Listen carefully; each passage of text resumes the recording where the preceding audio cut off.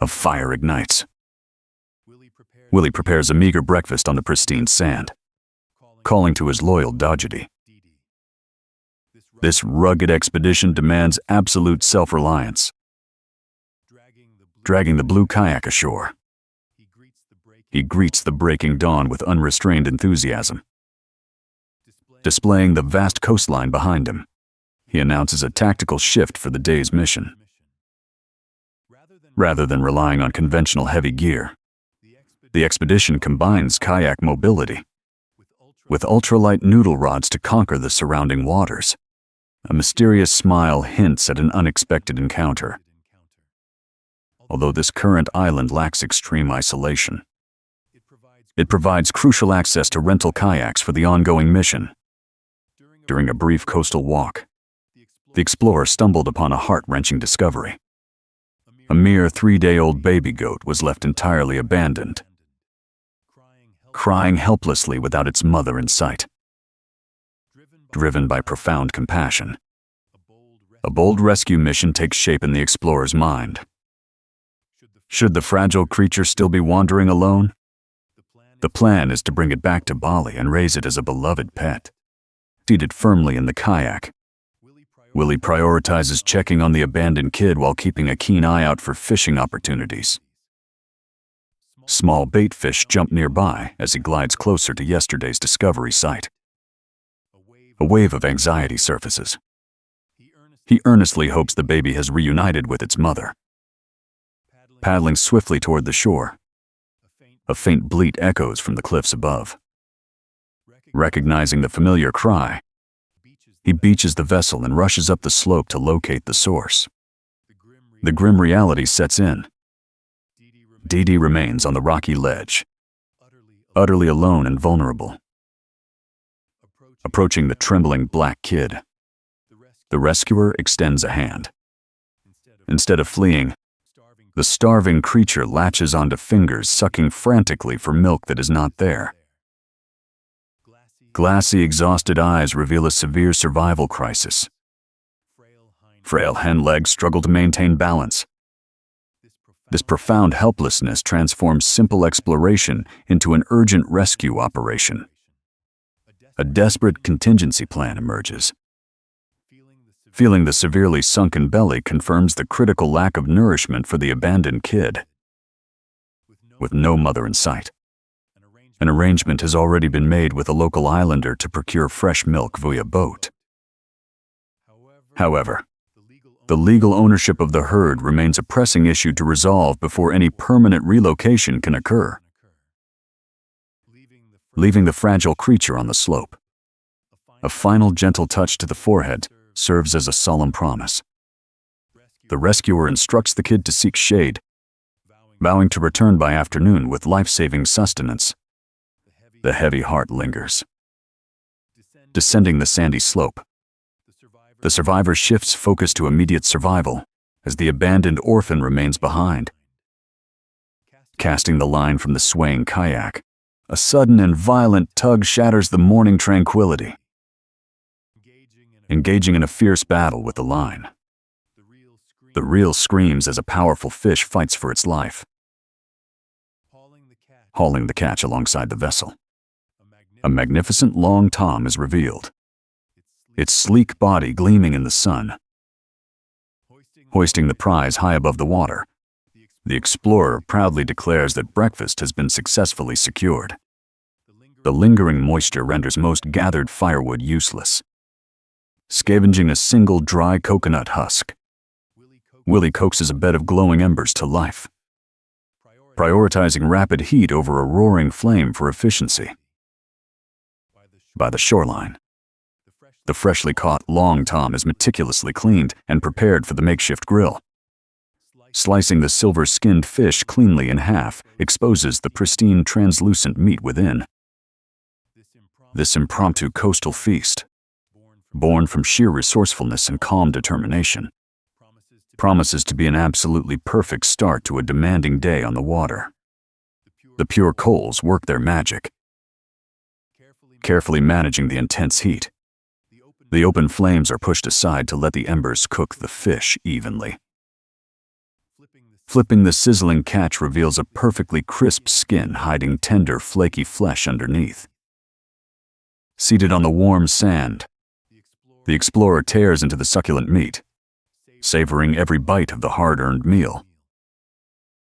The scalding heat forces a sharp intake of breath, yet the sheer satisfaction of a fresh breakfast overrides any discomfort. Surrounded by the vast, untamed wilderness, this solitary feast fuels the body for the challenges ahead. The racing tide signals an optimal window.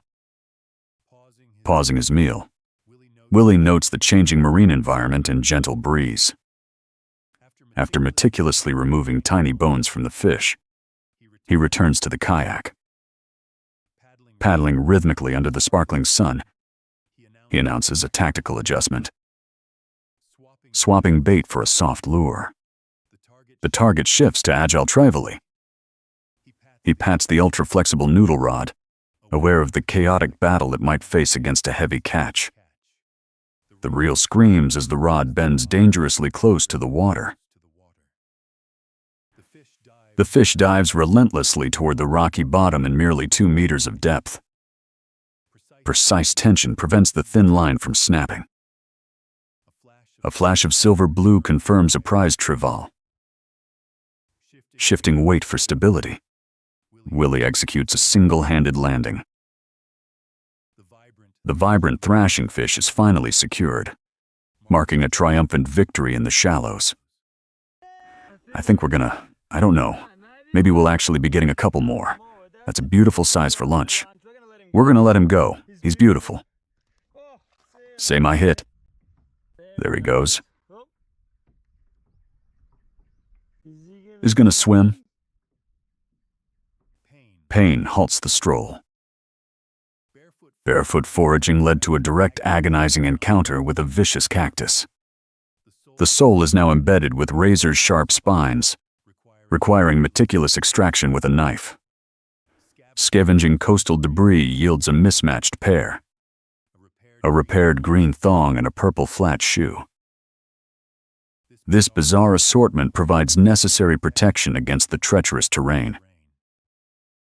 Fully equipped in this comical gear, Willie is finally ready to resume the coconut hunt. The towering coconut tree renders the inadequate stick completely useless. Scavenging through nearby debris, Willie engineers a practical solution by forcefully wedging a long bamboo pole into a carved wooden block. This improvised 2-meter extension proves remarkably sturdy, effectively transforming a futile twig into a formidable tool for the task. Returning to the target with renewed confidence, he carefully calculates precise angles before delivering a series of powerful, determined strikes. The final perfectly aimed blow successfully dislodges the heavy green fruit, sending it plummeting down into the dense coastal grass below. Coconut doggies, dud coconut doggies. Dud coconut doggies. No, man. That sucks. Islands that are close to mainlands like this, but I'll back around the walk, see if we can find a coconut. If not, we'll just go to another island. There's another island about. I don't know, 3 or 4 Ks that way, we'll paddle that one. Damn it. Guys. Nice. Alrighty. The quick job down. A little bit of a current which I'm fighting against, which is actually, I can meet out my shorter burning. It feels bloody amazing, but it feels real good. High expectations are quickly dashed. Approaching the second island, the explorer hopes to secure fresh coconuts and another catch for the journey. The shoreline, however, tells a different story, littered with floating plastic bottles and endless driftwood.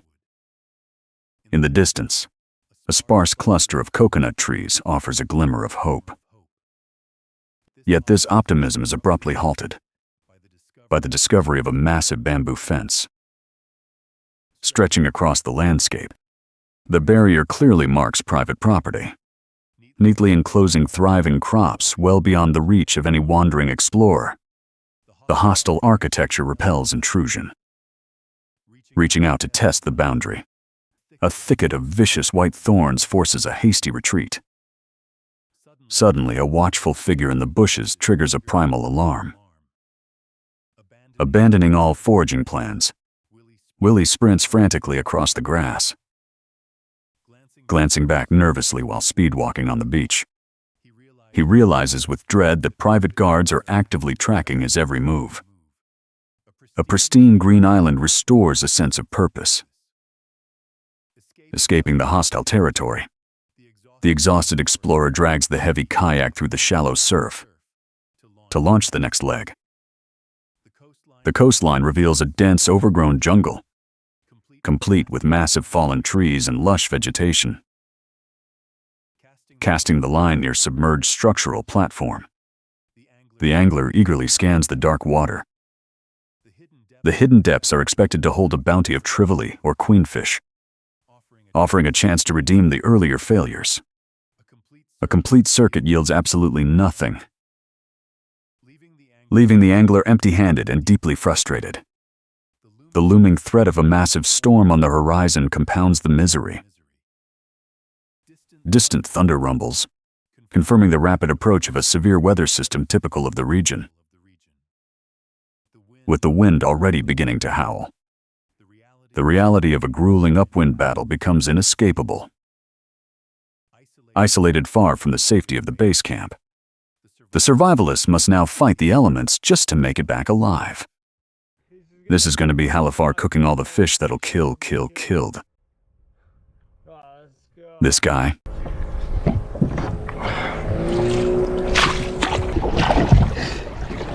God, all-eye quick night.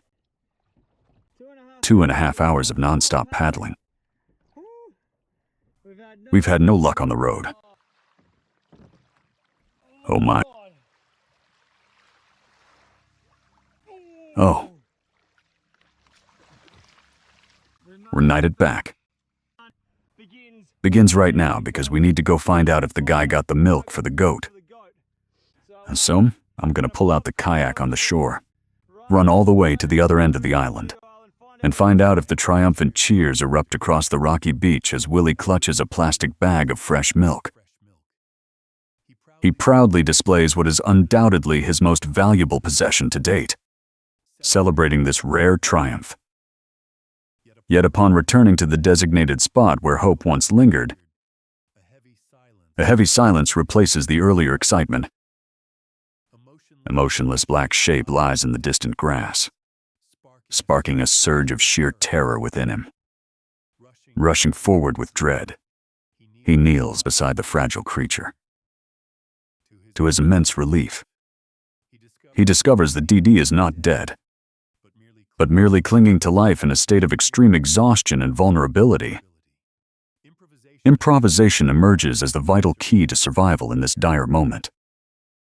With a simple safety pin, Willie carefully punctures a tiny hole in the milk bag, crafting a makeshift nipple to facilitate feeding. The starving kid initially struggles with the unfamiliar plastic texture, yet a few drops guide it onto his finger trigger in instinctual frenzy. Aggressively suckling, DD's tail wags with renewed vigor as life-saving nourishment finally flows. This ingenious fingertip technique successfully bypasses the creature's confusion, ensuring every precious drop is consumed without waste, restoring strength to the fragile animal. Revitalized by the nourishing meal, the little goat bounces around with newfound energy and vitality. Holding the remnants of the milk bag, the explorer declares the day an absolute triumph. As the sun begins its slow descent, a final dinner is served, marking the end of the expedition's schedule. The playful kid mistaking the black equipment for a toy, aggressively chews on the gear. This chaotic interaction prompts a chorus of joyful laughter from the rescuer, capturing the pure essence of their bond. Under the fading twilight, a tender moment unfolds. The rescuer teaches the kid its own voice, sealing their bond with a gentle kiss on the head. As the sky turns a brilliant orange, the departure begins, and the explorer walks toward the shore, proudly announcing that the entire bag of milk has been consumed. The survivor prepares to leave. However, the little goat refuses to accept the separation, trotting closely behind the rescuer's heels, stopping to kneel one last time. A heartbreaking promise is made to return, even as the reality of moving on demands immediate departure. Maybe, man, you stay safe. I'll be way on down. So cute, man. Goodbyes are always so bloody hard. No, don't chase me. You're gonna make me cry. See you, doggies, yo.